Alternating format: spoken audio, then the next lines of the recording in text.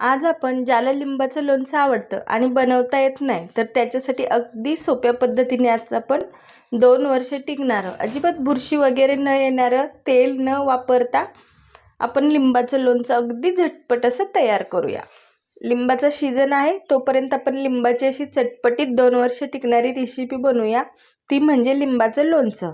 तर लिंबाचं लोणचं करायला अगदी सोपं आणि खायला अगदी पौष्टिक, अगदी अप्रतिम चवीचं लागतं। तर त्याच्यासाठी इथे मी बाजारातून 30 रुपयाची अशी 18 ते 19 लिंब आणलेले आहेत आणि ही स्वच्छ धुवून पुसून घ्यायची किंवा चाळणीवर नितळत ठेवायची, कारण याला ओलावा अजिबात आपल्याला पाण्याचा ठेवायचा नाही आणि अगदी मोजक्या साहित्यात होतं।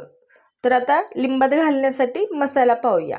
लिंबात घालण्यासाठी आपल्याला रेडीमेड मसाला वापरायचा आहे। तो इथे मी 1 केपराचा 100 ग्रॅमचा मसाला पॅकेट घेतलेला आहे आणि इथे या चमच्यानं 1 चमचा हळद आणि 2 चमचे मीठ असं घेतलेलं आहे।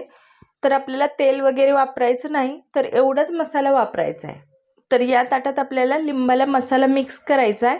तर सुरुवातीला आता ही लिंब आहे, तर ही देठाकडचा जो भाग असतो तिकडून आपल्याला अशी अर्धी अर्धी लिंब कापून घ्यायची, म्हणजे पूर्णतः अर्धी कापायची नाही।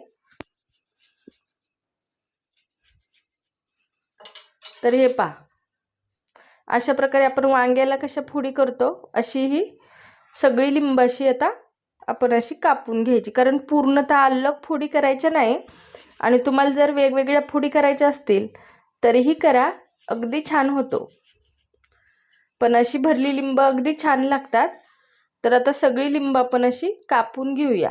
तर लिंब सगळी कापून झालेली आहे, तर याच्यातलं बी किंवा रस आपल्याला काढून घ्यायचा नाही, तर ही अशीच लिंब ठेवायची।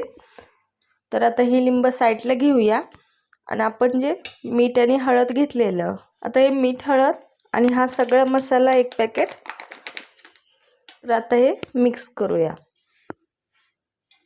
मीठ आणि हळद आता मसाल्यात मिक्स केली, तर आता हे सगळं असं आपण ह्या लिंबात भरायचं आणि सगळं काय असं व्यवस्थित नाही बसलं तरीही चालतंय, जसं आपल्याला भरता येईल असं भरायचं।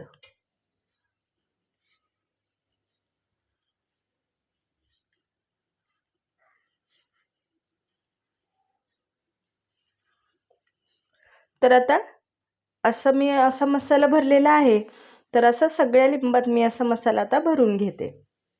तर पहा, सगळ्या लिंबात मी असा मसाला भरून घेतलेला आहे आणि एवढा मसाला आता आपला उरलेला आहे, तर काही घाबरायची गरज नाही। तर आता आपण लिंब हे एका स्वच्छ धुतलेल्या प्लास्टिकच्या भरणीत भरूया। तुमच्याकडे जर काचेची असेल तर मग त्याच्यात भरा। तर इथं मी माझी लोणचाचीच भरणी जुनी वापरलेली आहे, तर ही मी स्वच्छ धुवून सुकून ठेवलेली। तर आता याच्यात जेवढे लिंब बसतील तेवढे मी याच्यात भरून घेते, कारण लिंबाच्या प्रमाणावरच मी भरणी घेतलेली आहे। तर अशी लिंब एक एक अशी घालून घ्यायची, व्यवस्थित घालायची म्हणजे बसतील जास्त।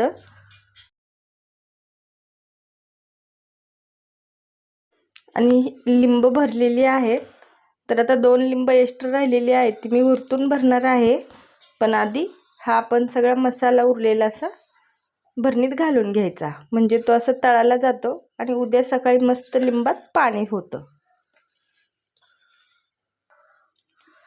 तर आता याच्यात सगळा मसाला मी घातलेला आहे आणि 2 लिंब उरलेली ती अशी दाबून भरली तरी चालतात वरतून।